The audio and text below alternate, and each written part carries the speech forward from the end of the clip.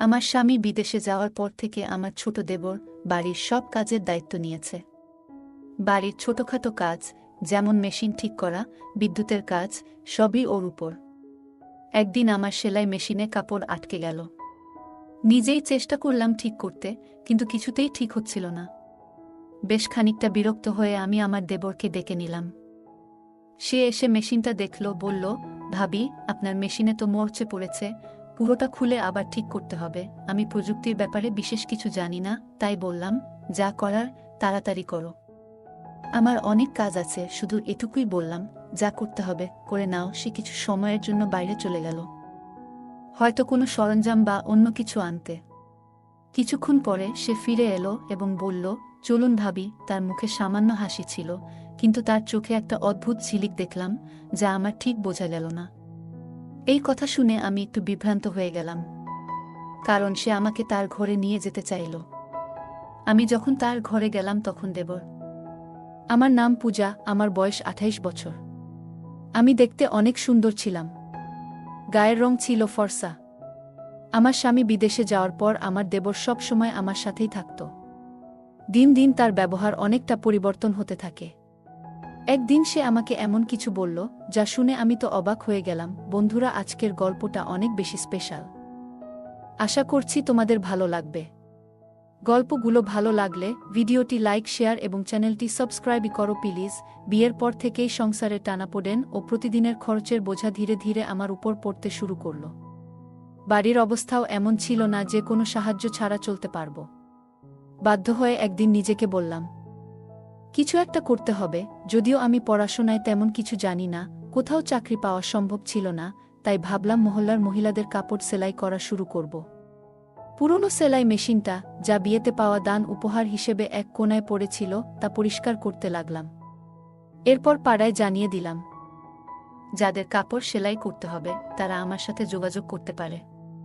ধীরে ধীরে খবর ছড়াতে লাগলো, আর কিছু দিনের মধ্যেই বেশ কয়েকটি অর্ডার আসা শুরু হলো। পাড়ার মহিলারা তাদের সালোয়ার, ওড়না, ব্লাউজ সেলাই করাতে আমার কাছে আসতে লাগলো। কাজটা ভালোভাবে করতে শিখে গেলাম, আর এই সেলাইয়ের মাধ্যমেই সংসারের খরচ চালাতে শুরু করলাম। সেলাই করতে করতে প্রায় আমার বাড়িতে মহিলারা ভিড় করত। কারো মাপ নেওয়া, কারো ফিটিং ঠিক করা, কেউ আবার পুরনো কাপড় নতুন ফ্যাশনে সেলাই করাতে চাইত, আর কেউ কেউ শুধুই মন খুলে গল্প করতে আসত। ধীরে ধীরে এই সেলাইয়ের কাজের সঙ্গে তাদের সঙ্গেও এক ধরনের সম্পর্ক গড়ে উঠল। তারা আমাকে তাদের মনের কথা বলতো, সমস্যার কথা শেয়ার করত।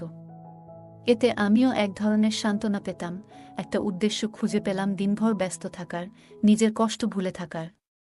সেলাইয়ের কাজ বাড়তে লাগল। এক মহিলা কাপড় দিতে আসলে আরেকজন নিতে চলে আসত। আমার নিজের সন্তান ছিল না, তাই এই কাজের জন্য বাড়িটা সবসময় মহিলাদের হাসিতে ভরে থাকত। ওদের হাসিঠাট্টা আর গল্পে আমার বাড়িতে যেন নতুন করে জীবনের প্রাণচাঞ্চল্য ফিরে এলো। কাজের সাথে সামান্য আয়ও হচ্ছিল, যা আমার জন্য এক প্রকার স্বস্তি নিয়ে এলো। কিছু মাসের মধ্যেই আমার সেলাইয়ের দক্ষতার কথা আশেপাশের এলাকাতেও ছড়িয়ে পড়ল। এবার দূরের মহল্লা থেকেও মহিলারা তাদের কাপড় সেলাই করাতে আসতে লাগল। কাজের চাপ এতটাই বেড়ে গেল যে একা সামলানো মুশকিল হয়ে পড়ল। প্রতিদিন ঘন্টার পর ঘন্টা মেশিনের সামনে বসে কাজ করতে করতে কাঁধ ব্যথা করতে শুরু করল। এমনকি আঙুলগুলোতেও ব্যথায় ফুলে যেত। শেষে পাড়ার কয়েকজন মেয়েকে সাহায্যের জন্য ডেকে নিলাম, যারা সেলাই শিখতে আগ্রহী বা কিছু আয় করতে চায়। আমি বললাম তারা যেন নিজেদের সেলাই মেশিন নিয়ে এসে আমার সাথে কাজ করে। এর বিনিময়ে তারা সেলাই শিখবে এবং সামান্য পারিশ্রমিকও পাবে। কেউ কেউ সেলাই মেশিন প্রথমবার ধরেছিল। ধৈর্য ধরে তাদের কাপড় ঠিক করে বসানো, সুতো লাগানো এবং সোজা সেলাইয়ের কৌশল শেখাতাম। তাদের আশায় আমার কাজ অনেক হালকা হয়ে গেল। এখন বাড়িটা আরও প্রাণবন্ত লাগত। ওরা হাসত, গল্প করত, আর মাঝে মাঝে আমার সাহায্যে নতুন কিছু ডিজাইন শিখত। তাদের সাথে আত্মীয়তার মতো একটা সম্পর্ক গড়ে উঠেছিল। আমি তাদের সেলাই মেশিন চালানো শেখাচ্ছিলাম, আর ধীরে ধীরে কাজও দিতে শুরু করলাম। তবে নতুন বলে প্রায় ভুল করত। কখনো মেশিনে কাপড় আটকে যেত, কখনো সুতোর গিট ছিঁড়ে যেত বা আঙুল ফুটত। প্রতিদিনই মেশিনের সমস্যা হতো, আর ঠিক করাতে আমার অনেকটা সময় চলে যেত। একদিন তাদের মধ্যে এক মেয়ের মেশিন আবার নষ্ট হয়ে গেল। কাপড় মেশিনে আটকে গেল। আমি নিজে থেকে চেষ্টা করলাম ওর মেশিনটা ঠিক করতে, কিন্তু সফল হলাম না। বাধ্য হয়ে আমি তাকে বললাম, আজ তুমি মেশিনটা ঠিক করিয়ে নিয়ে এসো, আজ আর কাজ করতে হবে না। মেয়েটি চলে যেতে প্রস্তুত হচ্ছিল। তখনই আমার দেবর বাড়িতে দুপুরের খাবারের জন্য এলো। আমি রান্নাঘরে গিয়ে তার জন্য খাবার গরম করতে লাগলাম।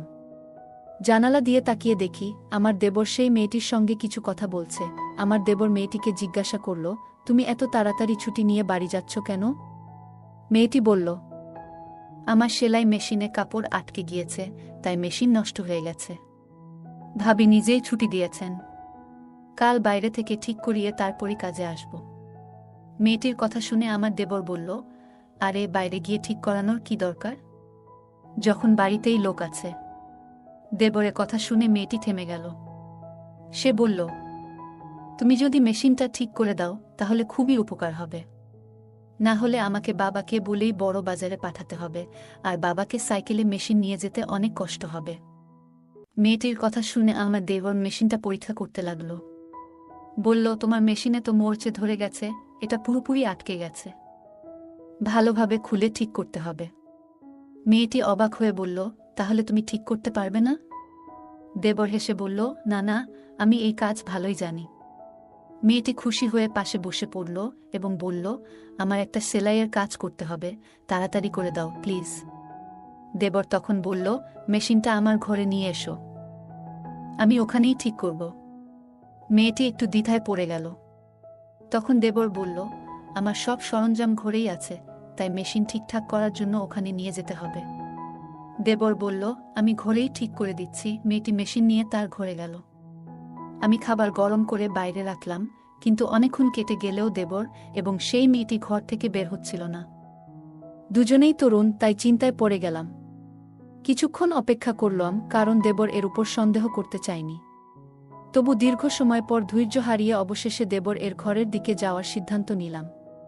ঠিক তখনই মেয়েটি সেলাই মেশিন নিয়ে বাইরে বেরিয়ে এসে বলল, ভাবি, মেশিন ঠিক হয়ে গেছে। ওর কথা শুনে আমারও স্বস্তি হল এবং আমরা নিজেদের কাজে ফিরে গেলাম। কিন্তু আমি মনে মনে ভাবছিলাম, দেবর এতক্ষণ ঘরে কি করছিল। কিছুক্ষণ পরে দেবরও ঘর থেকে বেরিয়ে এসে বিছানায় বসে খাবার খেতে লাগল। পাশের বাড়ির বিয়ের জন্য প্রচুর কাপড় সেলাইয়ের অর্ডার পেয়েছিলাম, আর সময় খুব কম ছিল বলে কিছুটা দুশ্চিন্তায় ছিলাম। কিন্তু দেবর দ্রুত মেজেটির মেশিন ঠিক করে দেওয়ায় কাজ সহজ হয়ে গেল। খাওয়া শেষ করে দেবর মজা করে বলল, যার মেশিন নষ্ট হবে আমি আছি। আমি হেসে উঠলাম। এই সেলাই কাজ থেকে এখন বেশ ভালো আয় হচ্ছিল, তাই মনও বেশ ভালো ছিল। বিয়ের 9 বছর কেটে গেছে, আর স্বামী বিয়ের কিছুদিন পরই বিদেশে কাজের জন্য চলে গিয়েছিল। প্রায় 3 বছর ধরে সে দুবাইতে আছে। 6 মাস বা বছরে একবার ফিরত, ছুটি পেলেই স্বামী বাড়িতে আসত, সপ্তাহখানেক থেকে আবার দুবাই ফিরে যেত। বাড়িতে শ্বশুর শাশুড়ি আর এক দেবর ছিল। শ্বশুর শাশুড়ি ছিলেন বয়স্ক এবং প্রায় অসুস্থ থাকতেন, দিনের বেশিরভাগ সময় নিজেদের ঘরেই থাকতেন। দেবর খুবই ভালো ছেলে ছিল, বয়স মাত্র 20 হলেও সে নিজেই একটি দোকান খুলেছিল, যেখানে মেশিন মেরামতের কাজ করত। আমি ওকে বলতাম, তুমি এখনো ছোট, পড়াশোনা করাটাই দরকার, কিন্তু সে বলতো, ভাবি, সংসার তো চলাতে হবে, কতদিন আর সব দায়িত্ব ভাইজের উপর ফেলে রাখা যাবে? ভাই বিদেশে আছে, বাড়িটাও ভাড়ার, মা বাবা অসুস্থ, তাই আমাকে কাজ করতেই হবে। সাধারণত দেবর দিনের বেশিরভাগ সময় দোকানেই থাকত, তবে মাঝে মধ্যে বাড়িতেও আসত, আর আমি নিশ্চিন্তে থাকতাম। দেবর বাড়িতে এলেই এখানে ওখানে ছোটখাটো কাজগুলো করে দিত। আমার সাথে বসে অনেক গল্প করত। মেয়েরা যেসব মেশিন নিয়ে আসত তা প্রায়ই নষ্ট হয়ে যেত, আর আমি দেবরকে বললেই সে দ্রুত ঠিক করে দিত। একদিন আমি সেলাই করছিলাম, আবারও সেই মেয়েটির মেশিন নষ্ট হয়ে গেল। এতে আমার রাগ উঠে গেল। বললাম, তুমি এত বড় হলে, কতদিন ধরে তোমার সেলাই শেখাচ্ছি, অথচ এখনো কিছুই শিখতে পারনি। আমার রাগ দেখে মেয়েটি কেঁদে ফেলল। আমি ওকে বললাম, তোমার মেশিন নিয়ে যাও এবং বাড়ি যাও। কিন্তু ঠিক সেই সময় আমার দেবর বাড়িতে এলো, আর মেয়েটিকে কাঁদতে দেখে বলল, ভাবি, ও কাঁদছে কেন? দেবর আশেপাশের সব মেয়েদের চিনত, তাই ওদের ব্যাপারে খোঁজ খবর নিত। আমি বিরক্ত হয়ে বললাম, এই মেয়েটি আমাকে খুবই বিরক্ত করছে, মনে হচ্ছে ওকে কাজ থেকে বাদ দিয়ে দিই, ইচ্ছে করেই মেশিন নষ্ট করে ফেলে। আমার কথা শুনে দেবর হেসে ফেলল। আমি রাগের মধ্যে ছিলাম, তাই ওকে একটু বকাও দিলাম। দেবর বলল, ভাবি, এর কোনো দোষ নেই, আজকালকার মেশিনগুলোই এমন সহজে খারাপ হয়ে যায়। পুরনো দিনের মেশিন কিনলে তার অনেক বছর পর্যন্ত কোনো সমস্যা হতো না। এখন তো সবকিছুই লোকাল মানের। দেবরের কথা শুনে আমি ওর দিকে তাকালাম। সে তখন পকেট থেকে মোবাইল বের করে বলল, ভাবি, দাদার কল এসেছে, আপনি কথা বলবেন? আপনার রাগও মিটে যাবে। স্বামীর কথা শুনে আমি হেসে ফেললাম। দেবর খুবই দুষ্ট ছিল, মাঝে মাঝেই আমাকে মজা করত। আসলে কয়েকদিন ধরে আমার স্বামীর সাথে কথাই হয়নি। হয়তো কাজের জন্য ব্যস্ত ছিল। প্রায় প্রতিদিনই দেবরকে বলতাম, দাদার সাথে একটা কল লাগিয়ে দাও, কিন্তু সে প্রতিবারই বলতো, ভাবি, আজ মোবাইলে টাকা নেই, কাল কথা বলিয়ে দেব। তবে বেশ কিছুদিন পার হয়ে গেলেও সে কলটা করে দেয়নি। হয়তো সত্যিই ওর মোবাইলে টাকা ছিল না। কিন্তু আজ দেবর আমাকে মোবাইলটা ধরিয়ে দিতেই সবকিছু ভুলে গেলাম। মোবাইল হাতে নিয়ে নিজের ঘরে গিয়ে স্বামীর সঙ্গে কথা বলতে শুরু করলাম। বহুদিন ধরেই কথা হচ্ছিল না, তাই অনেক প্রয়োজনীয় কথা বলার ছিল। প্রায় 15 মিনিট পর কথা শেষ করে যখন কল কাটতে যাচ্ছিলাম, তখন স্বামী বললেন, মা বাবার সাথেও একটু কথা বলিয়ে দাও। আমি মোবাইলটি নিয়ে শ্বশুর শাশুড়ির ঘরে গিয়ে আমার স্বামীর সঙ্গে কথা বলালাম। তারা বেশ খুশি হলেন। সেখান থেকে বেরিয়ে এসে দেখলাম দেবর বাইরে নেই। এক মেয়ে বলল, ও এখনও তানিয়ার মেশিন ঠিক করছে, আর ওর ঘরের দিকে ইশারা করল। আমি কিছুটা অবাক হলাম, কারণ এতক্ষণ ধরে ওরা ঘরের ভেতরেই ছিল। ঠিক তখন মনে পড়ল, আমি এখনও দেবর এর জন্য খাবার গরম করিনি। নিজের মাথায় হাত ঠেকালাম। স্বামীর সঙ্গে কথা বলার ফাঁকে দেবর এর খাবার দেওয়ার কথাই ভুলে গিয়েছিলাম। দেবর যখন বাইরে এলো, তখন আমি বললাম, তুমি বসো, আমি তোমার জন্য খাবার গরম করে আনি। কিন্তু দেবর বলল, না ভাবি, আমার পেট ভরে গেছে, আজ খাবো না। হেসে সে বাইরে চলে গেল, আর আমি একটু অবাক হয়ে মেশিনের পাশে বসে ভাবতে লাগলাম, আসলে ও কোথায় গিয়ে পেট ভরালো। সেদিন আমি কাজের মাঝে হঠাৎ এক পাশে দেখলাম আমার তানিয়া কিছু মেয়ের সাথে ধীরে ধীরে কথা বলছে। তার মুখে এক ধরনের আনন্দ ঝলকাচ্ছিল, যেন সে আনন্দে মেতে আছে। তার মুখে এক অদ্ভুত লালচে আভা ফুটে উঠেছিল, যা দেখে আমার মধ্যে হালকা অভিমান তৈরি হলো। আমি এগিয়ে গিয়ে প্রশ্ন করলাম, তানিয়া, তোমার মেশিন ঠিক হয়ে গেছে? সে তাড়াতাড়ি মাথা নাড়ল। আমি তাকে বললাম, তাহলে এবার কাজটা ঠিকঠাক করো। আমার কথা শুনে সবাই নিজেদের কাজে মন দিল। কাজ করতে করতে আমি আমার স্বামীর কথা ভাবতে লাগলাম। বহুদিন ধরে আমি চাইছিলাম সে যেন কিছুদিন বাড়িতে থাকে। আমার মন খুব চেয়েছিল তাকে বাড়িতে দেখতে, কিন্তু সে বলতো, যদি বাড়িতে আসি তাহলে বেশ কিছু খরচ হবে, তাই কিছুদিন না আসাই ভালো। আমি জানতাম সে আমাদের ভবিষ্যতের জন্য প্রতিটি টাকার হিসাব করছে, যাতে আমাদের ভবিষ্যৎ আরও ভালো হয়। কিন্তু তবু তার দূরত্ব আমাকে কষ্ট দিচ্ছিল। মনে মনে ভাবতাম, সে যদি প্রতিদিন বাড়ি ফিরত, আমার সাথে থাকত, তাহলে কেমন হতো। আমি চাইতাম সে বাড়ি ফিরুক, হয়তো কম আয় হবে, কিন্তু সে পাশে থাকলে সবকিছু সহজ হতো। তাই আমি চুপচাপ সেলাইয়ের কাজে মন দিতাম। সেলাই করার মাধ্যমে কিছু আয় করতে পারছিলাম, যা ঘরের খরচের কিছুটা সাপেক্ষে সহায়ক হতো। আমি যা উপার্জন করতাম তা শাশুড়ির হাতে তুলে দিতাম, এতে সবার মুখে হাসি ফুটে উঠত, আর আমার সময়টাও ভালো কেটে যেত। সেলাইয়ের কাজে নিয়োজিত মেয়েদের মেশিনগুলো প্রায়শই নষ্ট হয়ে যাচ্ছিল। অনেকবার বুঝিয়ে বলেছিলাম, মেশিনগুলো ঠিকভাবে চালানো শিখতে হবে, কিন্তু প্রতিদিনই কারো না কারো মেশিনে কোনো না কোনো সমস্যা দেখা দিত। ভাবছিলাম, যদি মেশিন ঠিক করার কাজটাও শিখতে পারতাম তাহলে কেমন হতো। কিন্তু আমি তেমন শিক্ষিত নই, তাই এ ধরনের কাজ শেখার সাহস পাইনি। এই মেশিনগুলো আগে আমার শাশুড়ি চালাতেন, তিনি আমাদের সংসারের খরচ মেটানোর জন্যই সেলাই করতেন। কিন্তু আমার বিয়ের পরপরই শাশুড়ি অসুস্থ হয়ে পড়লেন, আর তখনই আমার স্বামী বিদেশে চলে গেলেন। আমি তখন ভাবলাম, সেলাইয়ের কাজটি আমিই করব, এতে সংসারের জন্য কিছু টাকা আসবে। কিন্তু বুঝতে পারিনি যে এর সাথে কিছু বাড়তি সমস্যাও আসবে। সে দিনটাতে আমার খুব ভালো লাগছিল, কারণ সকালে আমার স্বামীর ফোন এসেছিল। স্বামীর খবর পেয়ে মনটা খুশিতে ভরে গিয়েছিল। তবে কাজের মধ্যে ঠিক তখনই আমাদের পাড়ার এক মহিলা এলেন। তিনি বললেন, আমার মেয়ের বিয়ে, আমি চাই তুমি বিয়ের জন্য প্রয়োজনীয় সব পোশাক সেলাই করে দাও। আমার হাতে তখন তেমন কাজ ছিল না, তাই তার কথা শুনে বেশ আনন্দ পেলাম। হাসিমুখে তাকে বললাম, আমার বেশ কয়েকজন মেয়ে আছে কাজ শেখার জন্য, আমরা একসঙ্গে কাজ করে সময় মতো সব পোশাক তৈরি করে দেব। তিনি আমাকে অনেক আশীর্বাদ দিয়ে চলে গেলেন, আর তার যাবার পর আমি সেলাই শেখার মেয়েদের সঙ্গে বসে কাজ ভাগাভাগি করলাম। সেদিন কাজের চাপ ছিল অনেক, আর সময় ছিল খুব কম। তাই আমি মেয়েদের বললাম, সবাই নিজের মেশিন ঠিকভাবে চালাবে। যদি কাজের মাঝে কারো মেশিন নষ্ট হয়, তবে তাকে এই কাজ থেকে বাদ দিতে হবে। আমার কথা শুনে এক মেয়ে মৃদু হেসে বলল, ভাবি, আজ আপনার ছোট দেবর আসবে না, আমরা তার মাধ্যমে আমাদের মেশিনগুলো ঠিক করিয়ে নেব। মেয়েটির মুখে চাপা হাসি ছিল, যার অর্থ আমি তখন পুরোপুরি বুঝতে পারিনি। আমি তখন কাপড়গুলো যাচাই করছিলাম, তাই বললাম, হ্যাঁ ঠিক আছে, দ্রুত মেশিনগুলো ঠিক করে নাও। এই কথায় সবাই যেন খুশি হয়ে উঠল। দুপুরে ছোট দেবর এলে মেয়েরা তার চারপাশে ঘিরে ধরল। সে বলল, আমি কি সব মেশিন ঠিক করার দায়িত্ব নিয়েছি? যাও, অন্য কারো কাছে নিয়ে যাও। তবু হাসতে হাসতে সে তাদের সাহায্য করতে লাগল। আমি এই দৃশ্য দেখে মৃদু হেসে ফেললাম, আর মেয়েরা একটু মন খারাপ করল। তারপর মেয়েরা মজার ছলে বলল, আমরা তো তোমার জন্যও কিছু করতে চাই, আমরা তো বিনিময়ে কিছু দিতে চাই। হাসতে হাসতে আমার ছোট দেবর বলল, আচ্ছা, তাহলে কিছু দিতেই হবে। তখন এক মেয়ে বলে উঠল, যেদিন তোমার বিয়ে হবে, আমরা তোমার বউয়ের জন্য সেরা পোশাকটি সেলাই করে দেব। তার কথা শুনে আমার দেবর হেসে বলল, তোমরা সবাই বেশ চালাক। প্রতিদিন কারো না কারো মেশিন ঠিক করি, আর শেষমেশ বিয়ের দিনে শুধু একটা পোশাক সেলাইয়ের প্রতিশ্রুতি। দেবর এর কথা শুনে আমি হেসে উঠলাম। সে বলল, তোমাদের সেলাই এখনো পুরোপুরি নিখুঁত নয়, তাই মাফ করো, আমার ভাবি আমার হবু স্ত্রীর জন্য পোশাক বানাবে। কথাটি বলে সে আমার দিকে তাকালো। আমি হেসে মেয়েদের বললাম, আমার ছোট দেবর এখনো খুব ছোট।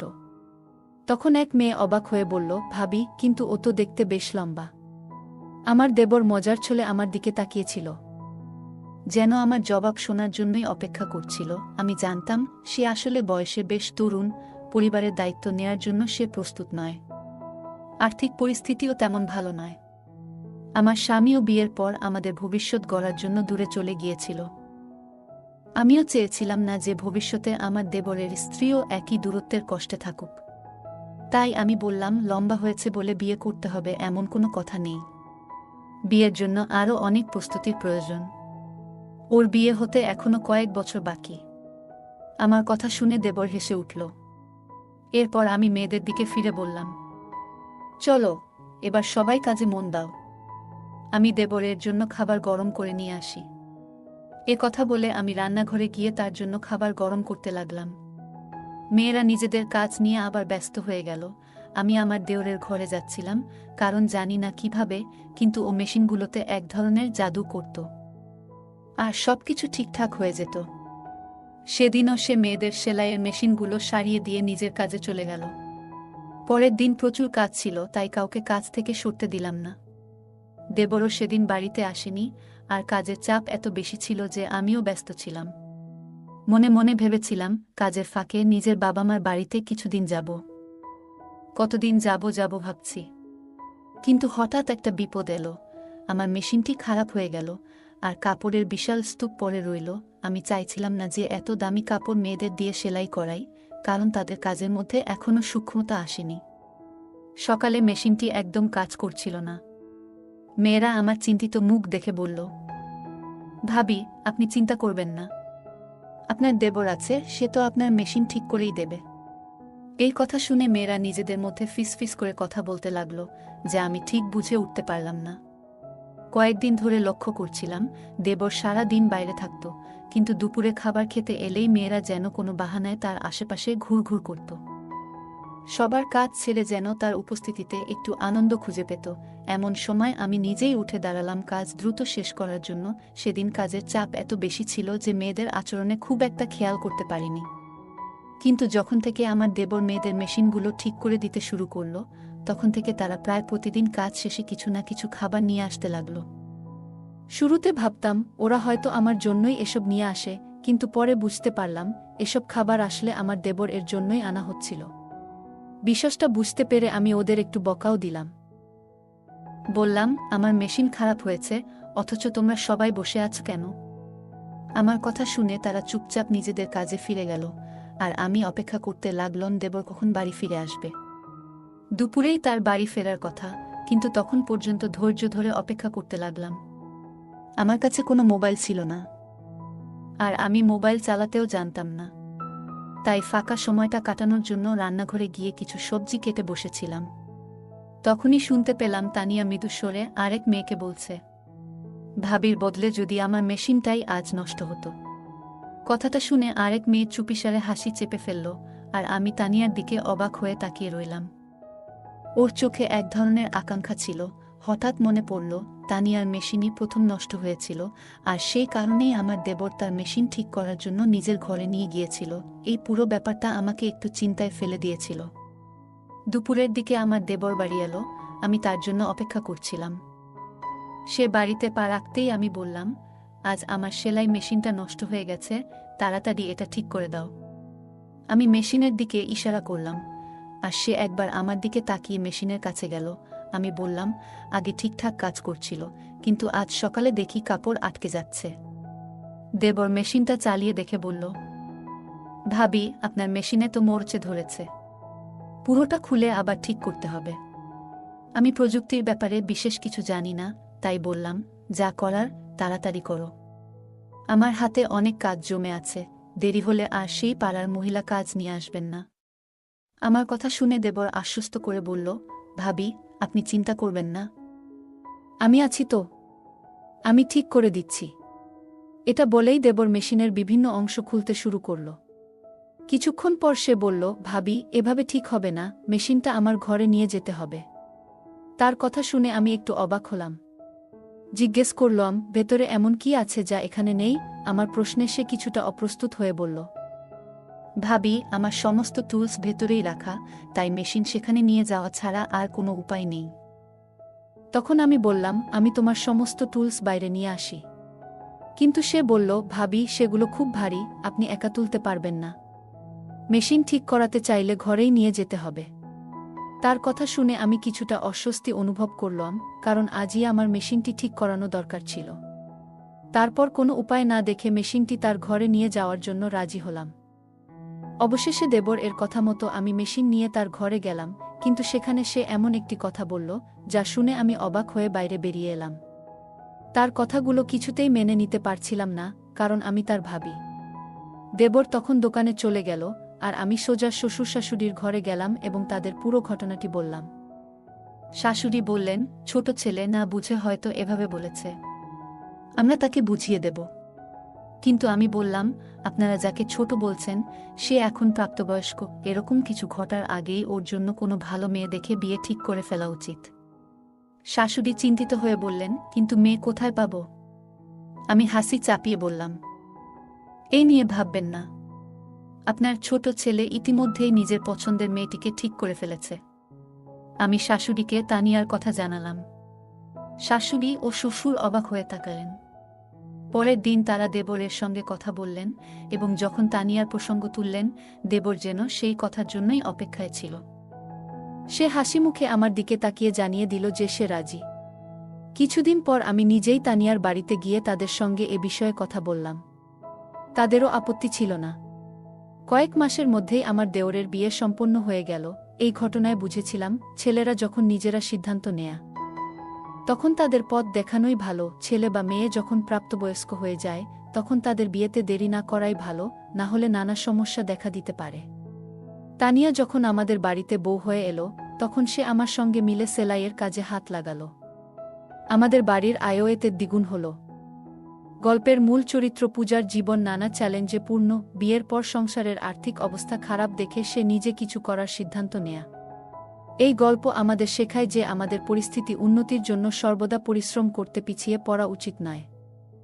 পূজা উচ্চশিক্ষা না থাকা সত্ত্বেও সেলাইয়ের মাধ্যমে সংসারের খরচ চালাতে শুরু করে, যা প্রমাণ করে যে সীমিত সম্পদেও পরিশ্রম আর ইচ্ছাশক্তি থাকলে নিজেকে প্রতিষ্ঠিত করা সম্ভব। পূজার জীবন নানা কঠিন পরিস্থিতির মধ্য দিয়ে গেছে। স্বামী বিদেশে কাজ করতে যাওয়ার পর সংসারের দায়িত্ব তার উপরই এসে পড়ে।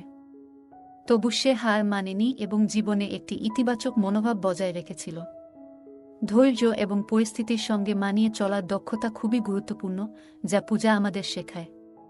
সে আমাদের দেখায় যে কঠিন পরিস্থিতিতেও ইতিবাচক থেকে সমাধান খুঁজে বের করা যায়। সেলাইয়ের কাজ বাড়তে থাকলে পূজার মাথায় পাড়ার মেয়েদের সাহায্য নেওয়ার ভাবনা আসে। সে তাদের সেলাই শেখায় এবং আয়ের সুযোগ দেয়। এতে বোঝা যায় আশেপাশের মানুষদের সহায়তা করলে অনেক সমস্যা সহজে সমাধান করা যায়। পূজা এই উদ্যোগের মাধ্যমে অন্যদের আয়ের পথ তৈরি করে, যা অনুপ্রেরণামূলক। গল্পে পূজার দেবরও পরিবারের দায়িত্বশীল সদস্য। সে পড়াশোনার পরিবর্তে কাজকে প্রাধান্য দেয়, সংসারের খরচে সাহায্য করতে। এতে বোঝা যায় সময় ও পরিস্থিতির প্রয়োজনে সঠিক সিদ্ধান্ত নেওয়া জরুরি। মানুষের জীবনে সঠিক অগ্রাধিকার নির্ধারণ গুরুত্বপূর্ণ। পূজা কাজের মেয়েদের প্রতি সংবেদনশীল ও দায়িত্বশীল ছিল। শুধু সেলাই শেখানো নয়, তাদের ছোটখাট সমস্যা বোঝারও চেষ্টা করত। তার এই গুণ শেখায় অন্যের অনুভূতি সম্মান করা, সঠিক মানবিক সম্পর্ক গড়তে সহায়ক। চ্যালেঞ্জ আসলেও পূজা আত্মসম্মান বজায় রেখে কাজ চালিয়ে গেছে এবং অন্যদের সহায়তা নিয়ে নিজেকে দুর্বল মনে করেনি। এটি বোঝায় আত্মসম্মান ও আস্থাই সাফল্যের মূল। পূজার স্বামী দূরে থাকলেও তার দেবর পাশে থেকেছে, যা শেখায় পরিবারের সহায়তা জীবনের অনেক সমস্যাই সহজ করে তোলে। পূজার সেলাইয়ের কাজ বাড়লে সে আশপাশের মেয়েদের কাজে যুক্ত করে, যা সহযোগিতার মনোভাবের উদাহরণ। এভাবে সে নিজের উন্নতির পাশাপাশি তাদের জীবিকাও রক্ষা করে। গল্পটি শেখায় যে এগিয়ে যেতে সঠিক সিদ্ধান্ত ও সহানুভূতি গুরুত্বপূর্ণ। পূজার কাজে আশেপাশের মহিলারা যুক্ত হওয়ায় তার ঘর শুধু সেলাইয়ের জায়গা নয়, সমস্যাগুলো শেয়ার করার স্থানও হয়ে ওঠে। এটি সমাজে সংযোগ ও সহযোগিতার বার্তা দেয় এবং ঐক্য বজায় রাখা উচিত। পূজার গল্প শেখায় যে আমাদের লুকিয়ে থাকা প্রতিভা চিনে কাজে লাগালে তা এগিয়ে চলার পথ হতে পারে। সে সেলাইকে আর্থিক বাধ্যবাধকতা থেকে সুযোগে রূপান্তরিত করেছে, যা চ্যালেঞ্জে সুযোগ খোঁজার প্রেরণা দেয়। এই গল্প থেকে শেখা যায় পরিশ্রম, ধৈর্য, সহযোগিতা, আত্মমর্যাদা এবং ইতিবাচকতার সাথে আমরা কঠিন পরিস্থিতি মোকাবিলা করতে পারি। সম্পর্কের গুরুত্ব ও সমাজের সংযোগ আমাদের সবার জন্য একটি ভালো জীবন গড়ে তুলতে সাহায্য করে। বন্ধুরা, যদি এই গল্পটি ভালো লেগে থাকে তাহলে দয়া করে ভিডিওটি লাইক করুন এবং আমাদের চ্যানেলটি সাবস্ক্রাইব করুন। পাশে থাকা বেল আইকনটি প্রেস করুন, যাতে করে আমরা যখনই নতুন ভিডিও আপলোড করি তার নোটিফিকেশন সবার আগে আপনার কাছে পৌঁছে যায়। ধন্যবাদ, দেখা হবে আমাদের পরবর্তী ভিডিওতে।